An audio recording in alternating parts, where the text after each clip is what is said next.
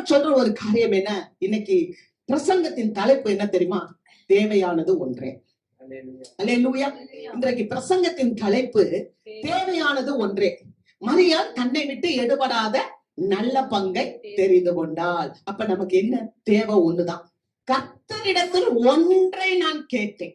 தேவையானது ஒன்றுதான். மற்றதெல்லாம் ஆண்டவர் சொல்லிட்டாரு. இதெல்லாம் நீ கேட்காத, சந்தேகப்படாத. இதெல்லாம் உனக்கு தேவை, எனக்கு தெரியும். அவர் எப்படிப்பட்டவர் தெரியுமா? நம்ம நினைக்கிறதுக்கும் நம்ம வேண்டுவதற்கும் அதிகமா அவர் கொடுக்கிறார். அல்லேலூயா. அவர் சொல்றாரு, உன் நினைவு என் நினைவு இல்ல, உன் வழி என் வழி அல்ல. பூமியை காட்டிலும் வானம் எவ்வளவு உயரமா இருக்குதோ அப்படி நான் உனக்கு உயர உயர உயர ஆசீர்வாதத்தை வச்சிருக்கிறேன். அல்லேலூயா. ஒருவரும் கொடுக்கவும் எடுக்க முடியாத தேவ சமாதானம், ஆசீர்வாதம், நன்மை, உன் தேவைகள், குறைவுகள் எல்லாம் ஆண்டவர் சந்திக்கிறவர். ஆனா தேவை ஒண்ணு என்ன தெரியுமா? அந்த தாவீது சொல்றார், கர்த்தரிடத்தில் ஒன்றை நான் கேட்டேன், அதையே நான் நாடுவேன். என்ன நாடுற தெரியுமா? உங்களுடைய மகிமைய பார்க்கணும். I want to see the glory of God. உங்க மகிமை, உங்க பிரசன்னத்தை நான் பார்க்கணும். உங்களுடைய குணாதிசயத்தை நான் பார்க்கணும்.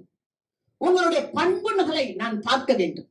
உங்களுடைய செயல்பாடுகளை நான் பார்க்க வேண்டும். மகிமையை பார்க்கறீங்களா?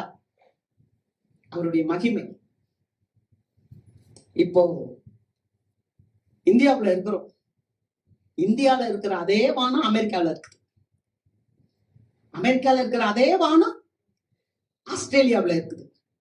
பாருங்க அவர் மகிமை. இங்க இருந்து பாக்குற அதே நட்சத்திரங்கள் எந்த நாட்டுல இருந்து பார்த்தாலும் இருக்குது.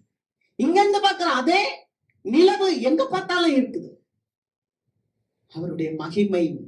பூமி அந்த இடத்துல தொங்குது, தொங்குதுங்க, அப்படியே உருண்டையா தொங்குது.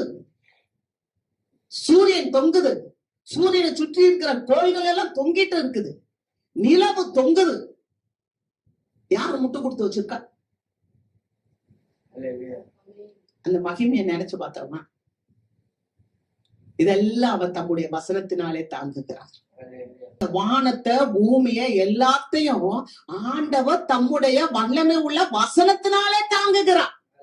அவ்வளவு பெரிய மகிமை இந்த உலகத்துல காணப்படுகிறது. இந்த மகிமையை நான் காண வேண்டும். அதைத்தான் அந்த தாவீது வாஞ்சிக்கிறார். என்ன சொல்ற தெரியுமா? அவருடைய ஆலயத்தில் ஆராய்ச்சி செய்யும்படி நான் என் ஜீவனுள்ள நாளெல்லாம் கர்த்தருடைய ஆலயத்தில் தங்கி இருப்பதையே நாடுவேன். ஜீவனுள்ள நாளெல்லாம் நான் கர்த்தருடைய மகிமையை ஆராய்ச்சி செய்ய வேண்டும்.